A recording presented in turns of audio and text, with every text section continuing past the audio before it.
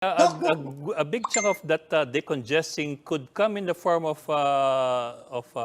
people who are just suffering from mild or asymptomatic COVID, from yes, not yes, going right. to the hospitals to try to get treated and lining up and blocking the entry of those who are really in need. Now, with that in mind, let me ask you this po eh. Kasi in the last few days, I don't know, maybe the last week, parang there's been a run for for analgesics, biogesic, and Para driving them to buy these analgesics, or is there another way of handling this, a better way of handling this? For example, I see a lot of antigen kits being sold on the internet.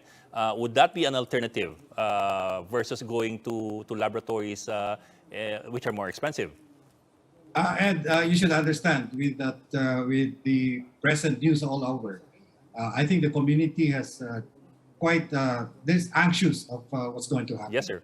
Yes, So sir. in that kind of behavior, they tend to make sure that they have the necessary kits and medicines around with them to make sure that to safeguard the family. So I think it's just the anxiety that's driving this, and we hope that with the interventions of government and the individual behavior of persons that can contribute to to lessen the risk.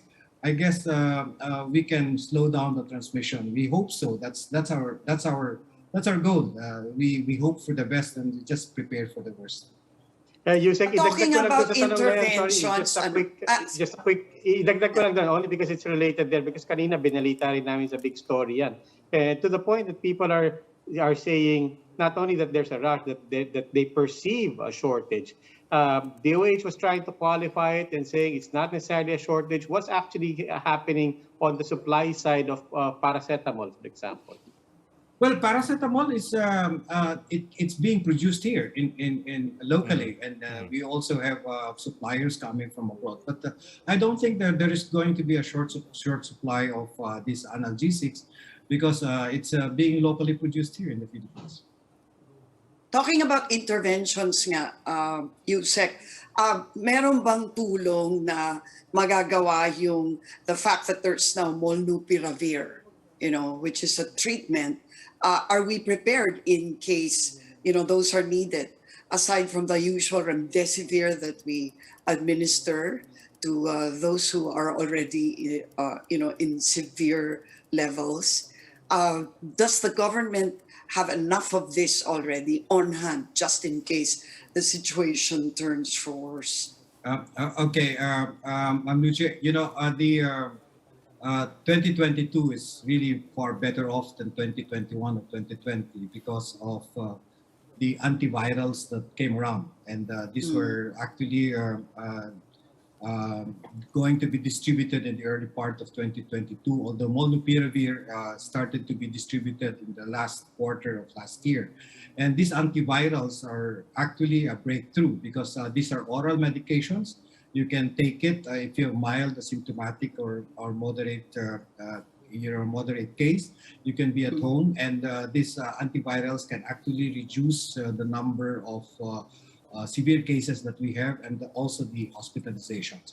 Now, for the first antiviral drug, multiperiod, the first preliminary studies on this show that it was very effective in preventing hospitalization and even severe cases in about 50 to 80%. But on a larger study, they found out that the data was not validated, and they said that only 30% of molnupiravir of these patients can be prevented to be hospitalized. So the other good news is the antiviral, oral antiviral that's being also produced by Pfizer, and that's a Paxlovid, has a better efficacy in terms of as an antiviral. It has a very good data.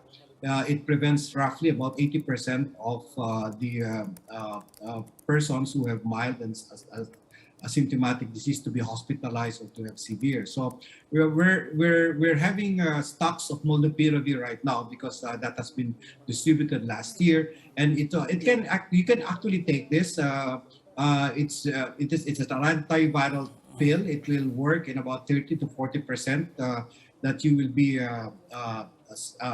free from being hospitalized or getting into severe case. But however, the other antiviral drug, which is the Paxclovid, is now undergoing review for an EUA by the FDA. So once the EUA will be given, it will be easier for Pfizer to distribute this to the different distributors here in the country. Can that come in time for Omicron spread? Yeah, I think so. If we're, okay, great. Yeah. Yeah, I think so. It's the papers are now with the FDA soon. They will release the EUA, and definitely Pfizer can come up with the supplies needed for the people. And how much would those medicines be? I just wonder, are they within the reach of ordinary? Within the reach, ma'am. Within the reach. Not as expensive as tocilizumab, which is actually given to severe and critical cases. And this is really an anti-inflammatory agent. No? So this is more expensive. So it is even less expensive than remdesivir, which is an IV infusion. So I guess it is within reach, and we have stockpiled already. Some hospitals already stockpiled molnupiravir, and we're hoping that once Paxlovid comes into the market, we will be able to procure some of it.